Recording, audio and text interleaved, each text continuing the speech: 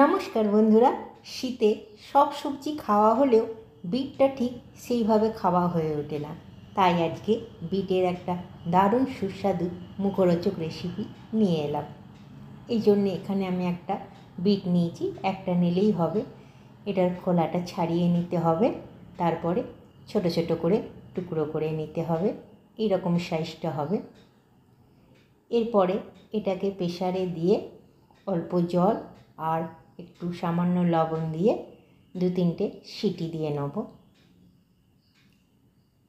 খুবই সামান্য জল দিচ্ছি, শুকনো শুকনো হবে, বেশি জল দিলে অসুবিধে হবে। আর স্বাদ মতন লবণটা দিয়ে নিচ্ছি। দুর্দান্ত খেতে হয়, মুখ ছেড়ে যায় ঝাল ঝাল।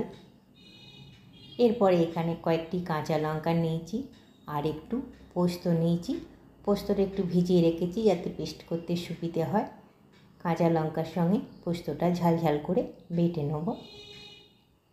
লঙ্কাগুলো দিয়ে দিলাম। একটা মিহি পেস্ট তৈরি করতে হবে। এই যে হয়ে গেছে, এটা রেখেছি।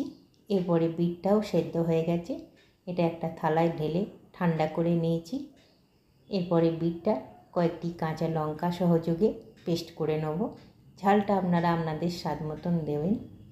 মিক্সিতে দিয়ে নিয়েছি, এটা একটা মিহি পেস্ট হবে। পেস্টটা তৈরি হয়ে গেছে। এই যে এই রকম পেস্টটা হবে। একটা কাঁচের বাটিতে ঢেলে নিচ্ছি পেস্টটা। সমস্ত পেস্টটা রেখেছি। এরপরে যে পোস্তর পেস্টটা তৈরি করে নিয়েছিলাম সেটা বিটের পেস্টের ওপরে দিয়ে দেবো। আপাতত 2 চামচ দিচ্ছি।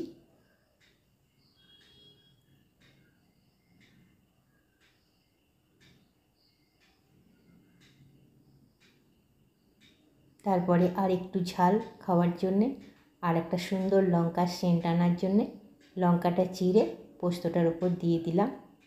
এরপর একটু কাঁচা তেল কিন্তু দিতেই হবে। কাঁচা তেল দিলে দুর্দান্ত লাগে এই রেসিপিটা খেতে। এই জন্যই বিটটা এত সুস্বাদু হয়ে ওঠে। কাঁচা পোস্ত আর কাঁচা তেল আর সাথে খুব ঝাল। শুকনো ভাতে অসাধারণ লাগে মেখে মেখে খেতে। তেলটা চলে গেছে পোস্তর নিচে। এই সময় পোস্ততে লবণ দিয়ে বাটিনি বলে পোস্ত একটু স্বাদ মতন লবণ দিচ্ছি। বিটে তো লবণ দেওয়াই ছিল। পুরো মিশ্রণটা ভালো করে মিশিয়ে নিচ্ছি। পোস্তটা যাতে বিটের সঙ্গে ভালোভাবে মিশে যায় সর্ষের তেলটা।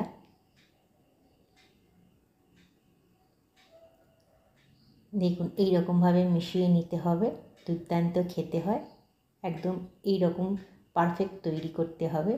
খাওয়ার আগে আরেকটু পোস্ত আর একটু কাঁচা তেল দিয়ে খেলে চমৎকার লাগবে। দুর্দান্ত স্বাদ হয়। গরম ভাতে, ঠান্ডা ভাতে খুবই ভালো লাগে। প্লিজ যদি ভালো লাগে একবার ট্রাই করবেন আর পাশে থাকবেন।